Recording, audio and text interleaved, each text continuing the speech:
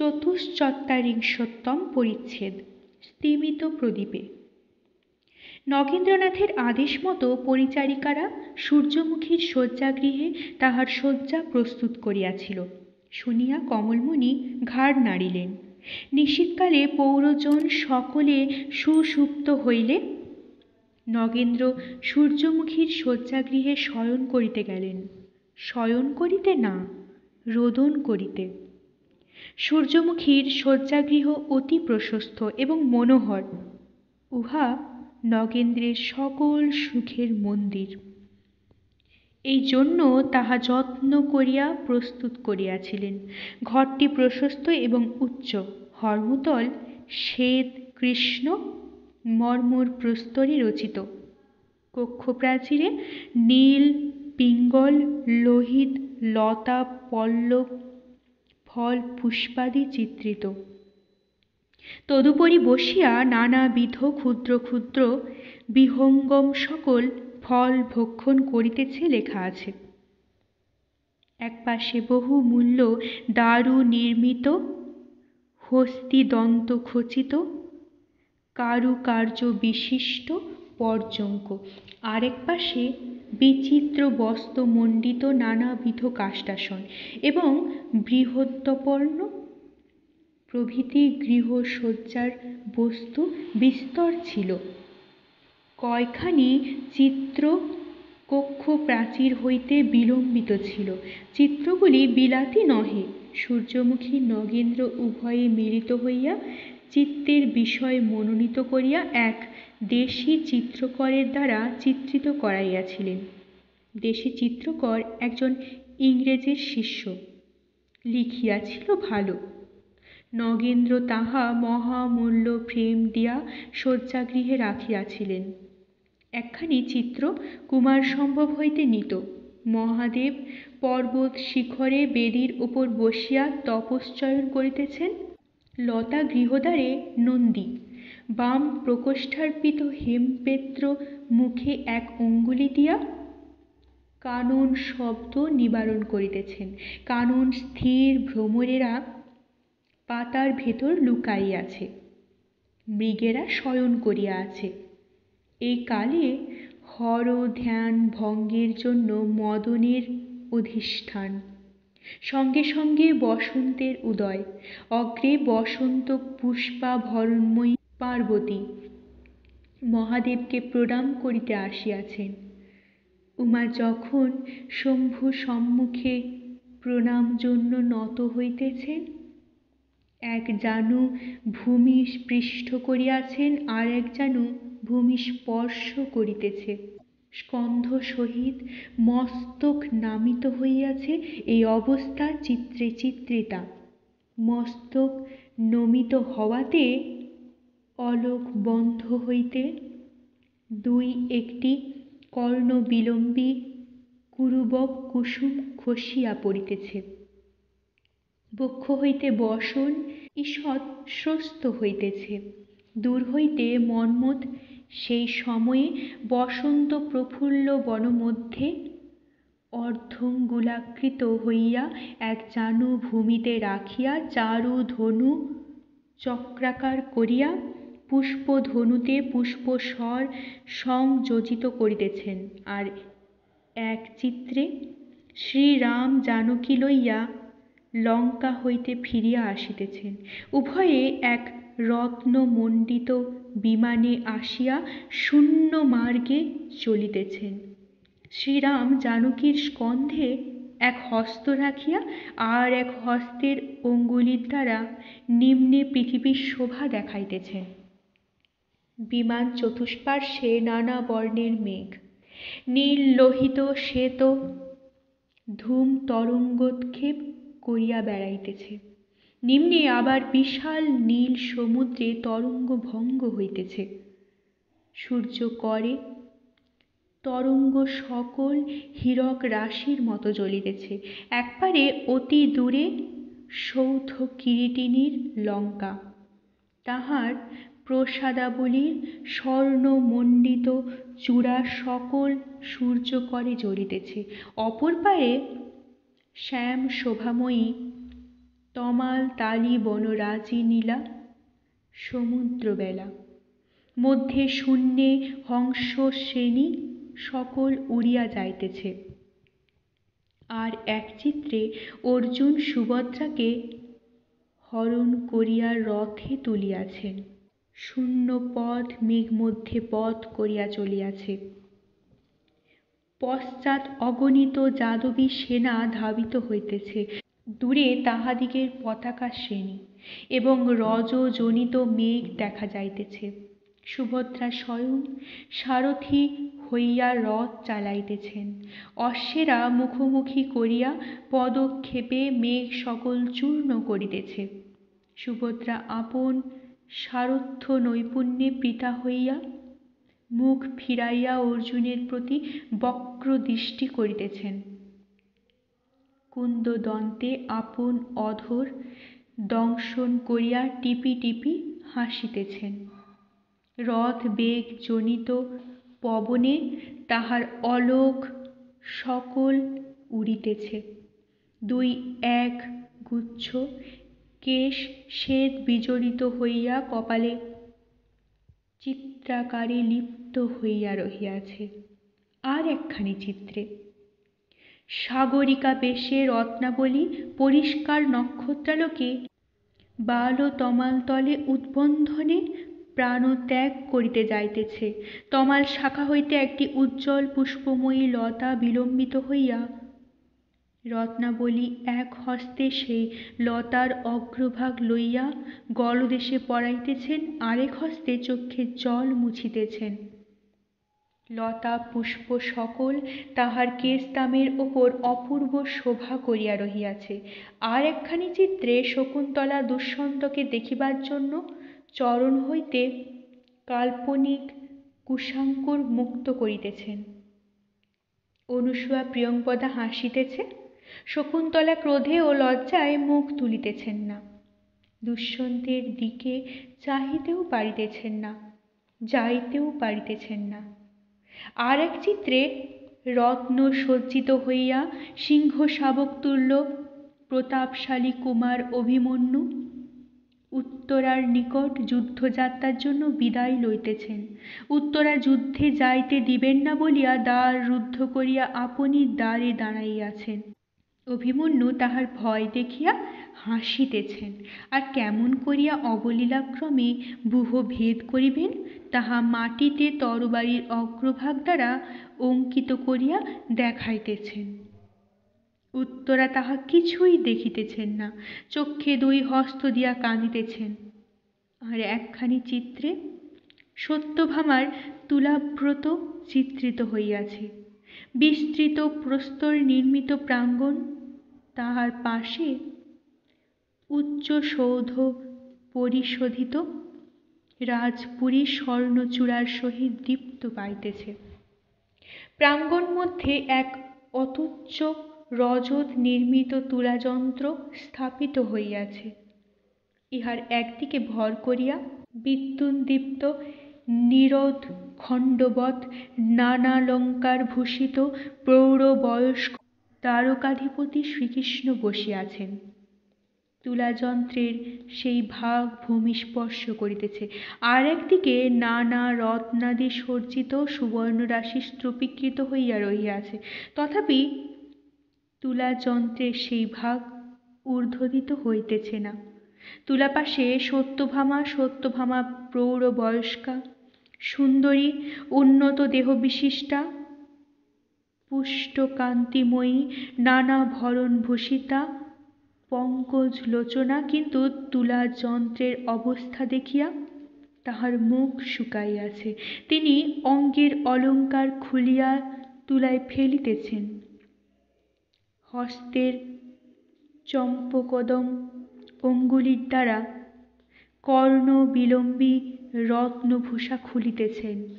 লজ্জায় কপালে বিন্দু বিন্দু ঘর্ম হইতেছে, দুঃখে চক্ষে জল আসিতেছে, ক্রোধে নাসারন্ধ্র বিস্ফারিত হইতেছে, অধর দংশন করিতেছেন।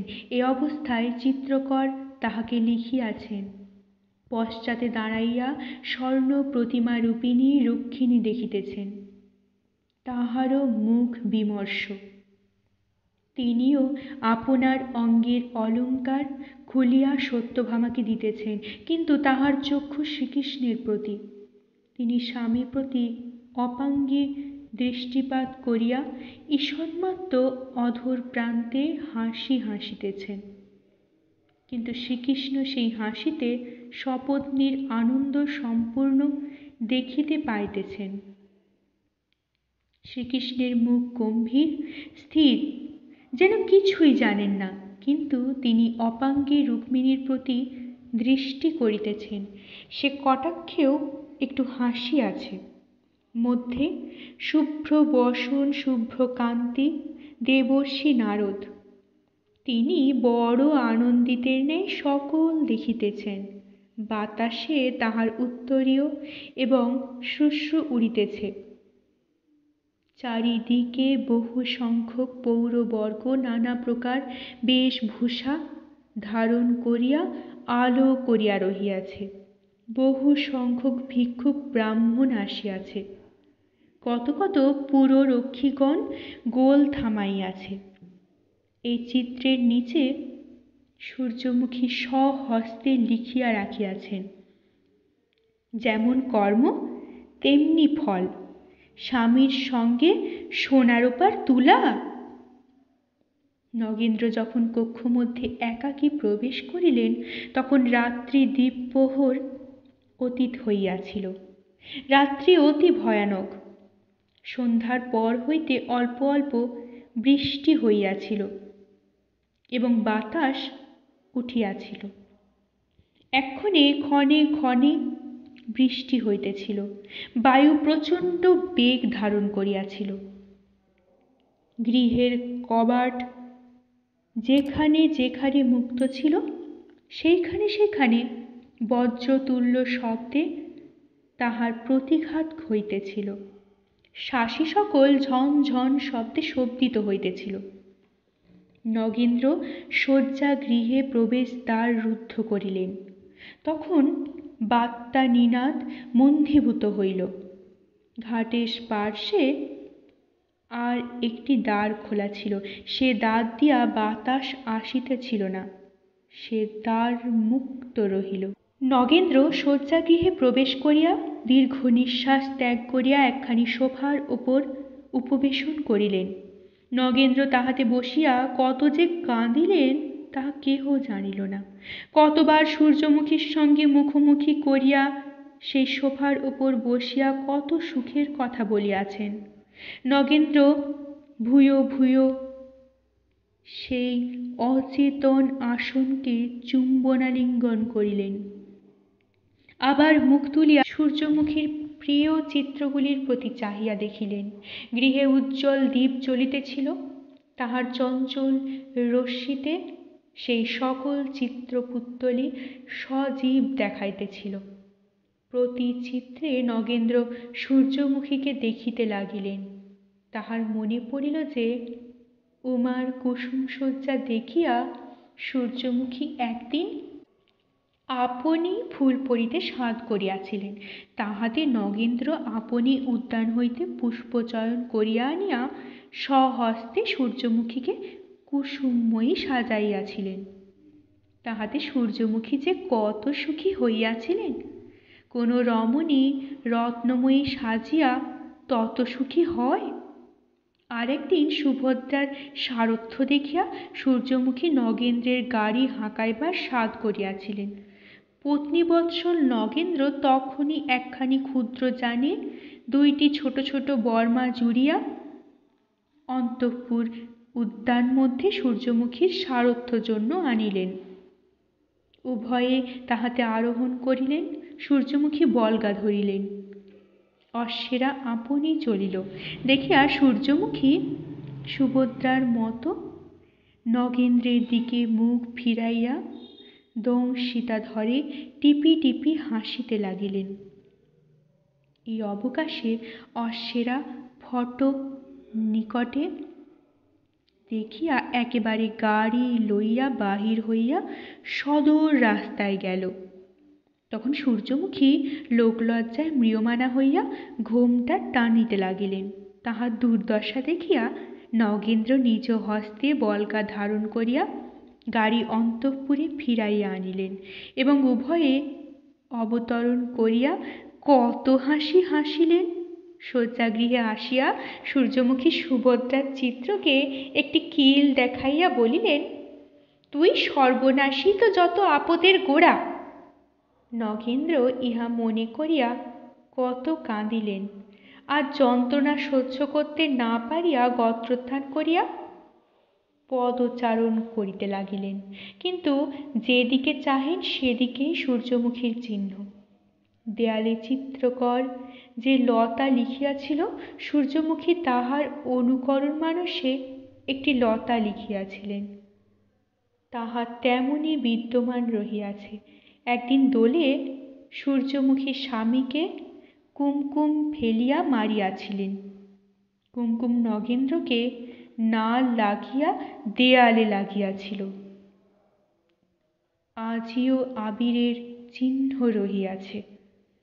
গৃহ প্রস্তুত হইলে সূর্যমুখী এক স্থানে স্বহস্তে লিখিয়া রাখিয়াছিলেন, 1910 সম্বৎসরে ইষ্টদেবতা স্বামীর স্থাপনার জন্য। এই মন্দির তাহার দাসী সূর্যমুখী কর্তৃক প্রতিষ্ঠিত হইল। নগেন্দ্র ইহা পড়িলেন। নগেন্দ্র কতবার পড়িলেন, পড়িয়া আকাঙ্ক্ষা পুরে না। চক্ষের জলে দৃষ্টি পুনঃ পুনঃ লোভ হইতে লাগিল। চক্ষু মুছিয়া মুছিয়া পড়িতে লাগিলেন। পড়িতে পড়িতে দেখিলেন ক্রমে আলো ক্ষীণ হইয়া আসিতেছে। ফিরিয়া দেখিলেন দীপ নিবানোন্মুখ। তখন নগেন্দ্র নিঃশ্বাস ত্যাগ করিয়া শয্যায় শয়ন করিতে গেলেন। শয্যায় উপবেশন করিবামাত্র আকস্মাৎ প্রবল বেগে ঊর্ধ্বিত হইয়া ঝটিকা ধাবিত হইল। চারিদিকে কবাট তাড়নের শব্দ হইতে লাগিল। সেই সময় শূন্য তৈল প্রদীপ প্রায় নির্বাণ হইল। অল্পমাত্র খদ্যোতের ন্যায় আলো রহিল। সেই অন্ধকার তুল্য আলোতে এক অদ্ভুত ব্যাপার তাহার দৃষ্টিপথে আসিল। ঝঞ্ঝাবাতের শব্দে চমকিত হইয়া খাটের পাশে যে দ্বার মুক্ত ছিল সেই দিকে তাহার দৃষ্টি পড়িল। সেই মুক্ত দ্বারপথে ক্ষীণালোকে এক ছায়াতুল্য মূর্তি দেখিলেন। ছায়া স্ত্রীরূপিণী, কিন্তু আরও যাহা দেখিলেন তাহা নগেন্দ্রের শরীর কণ্টকিত এবং হস্তপদাদি কম্পিত হইল। স্ত্রীরূপিণী মূর্তি সূর্যমুখীর অবয়ব বিশিষ্টা। নগেন্দ্র যেমন চিনিলেন যে এ সূর্যমুখীর ছায়া। অমনি পর্যঙ্ক হইতে ভূতলে পড়িয়া ছায়া প্রতি ধাবমান হইতে গেলেন। ছায়া অদৃশ্য হইল। সে সময়েই আলো নিভিল। তখন নগেন্দ্র চিৎকার করিয়া ভূতলে পড়িয়া মূর্ছিত হইলেন। পঞ্চচত্বারিংশোত্তম পরিচ্ছেদ। ছায়া। যখন নগেন্দ্রের চৈতন্য প্রাপ্তি হইল তখনও শয্যাগৃহ নিবিড়ান্ধকার। ক্রমে ক্রমে তাহার সংজ্ঞা পুনঃ সঞ্চিত হইতে লাগিল। যখন মূর্ছায় কথা সকল স্মরণ হইল তখন বিস্ময়ের উপর আরও বিস্ময় জন্মিল। তিনি ভূতলে মূর্ছিত হইয়া পড়িয়াছিলেন, তবে তাহার শিরদেশে উপাদান কোথা হইতে আসিল? আবার এক সন্দেহ, এ যে বালিশ। বালিশ স্পর্শ করিয়া দেখিলেন এ তো বালিশ নহে, কোনো মনুষ্যের উরুদেশ। কোমলতায় বোধ হইল স্ত্রীলোকের উরুদেশ। কে আসিয়া মূর্ছিত অবস্থায় তাহার মাথা তুলিয়া উরুতে রাখিয়াছে? এ কি কুন্দনন্দিনী? সন্দেহ ভঞ্জনার্থে জিজ্ঞাসা করিলেন, কে তুমি? তখন শিররক্ষাকারিণী কোনো উত্তর দিল না। কেবল 2-3 বিন্দু উষ্ণ বারি নগেন্দ্রের কপোল দেশে পড়িল। নগেন্দ্র বুঝিলেন যেই হোক সে কাঁদিতেছে।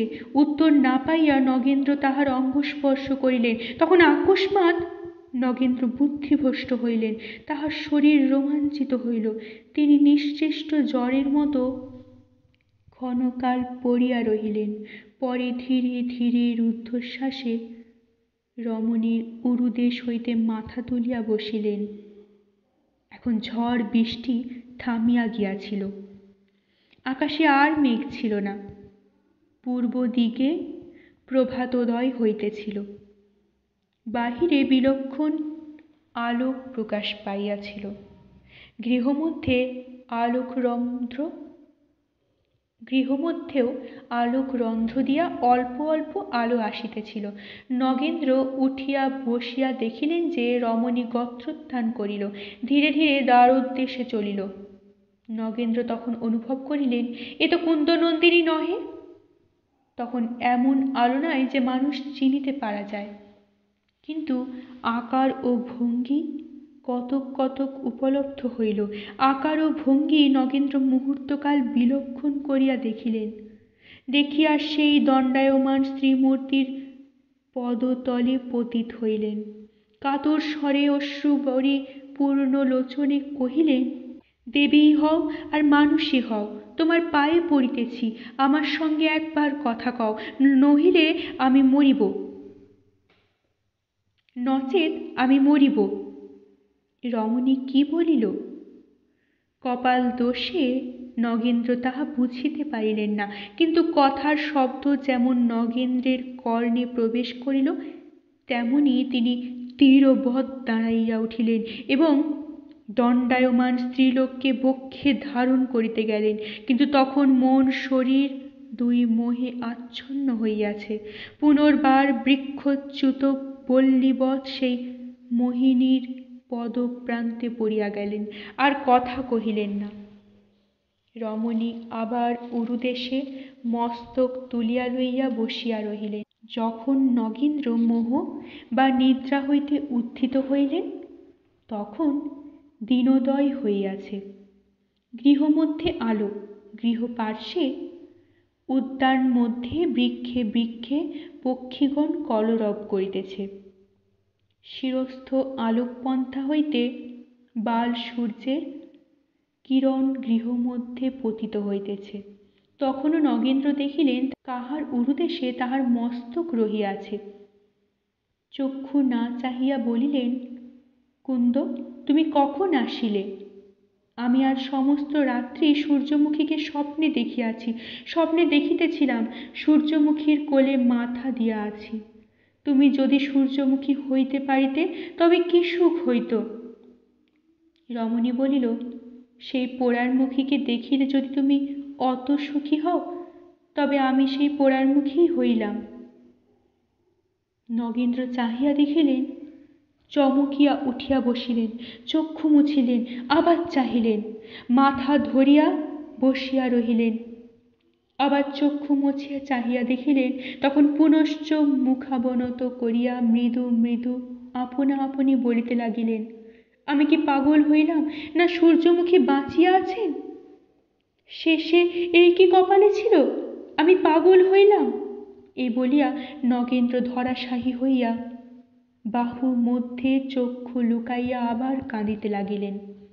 এবার রমণী তাহার পদযুগল ধরিলেন, তাহার পদযুগলে মুখাবৃত করিয়া তাহা অশ্রুজলে অভিষিক্ত করিলেন। বলিলেন, ওঠো ওঠো, আমার জীবন সর্বস্ব, মাটি ছাড়িয়া উঠিয়া বসো। আমি যে এত দুঃখ সহিয়াছি, আজ আমার সকল দুঃখের শেষ হইল। ওঠো ওঠো, আমি মরি নাই, আবার তোমার পদসেবা করিতে আসিয়াছি। আর কি ভ্রম থাকে? তখন নগেন্দ্র সূর্যমুখীকে গাঢ় আলিঙ্গন করিলেন এবং তাহার বক্ষে মস্তক রাখিয়া বিনা বাক্যে অবিশ্রান্ত রোদন করিতে লাগিলেন। তখন উভয়ে উভয়ের স্কন্ধে মস্তক ন্যস্ত করিয়া কত রোদন করিলেন। কেহ কোনো কথা বলিলেন না। কত রোদন করিলেন, রোদনে কি সুখ! ভালো লাগলে অবশ্যই লাইক করবেন, শেয়ার করবেন। পরবর্তী পর্বে চোখ রাখতে চ্যানেলটিকে অবশ্যই সাবস্ক্রাইব করবেন। ও প্রতিটি পর্ব মিস না করার জন্য বেল আইকনটি প্রেস করবেন। আপনাদের অভিমত কমেন্ট বক্সে অবশ্যই জানাবেন। অনেক ধন্যবাদ। নমস্কার।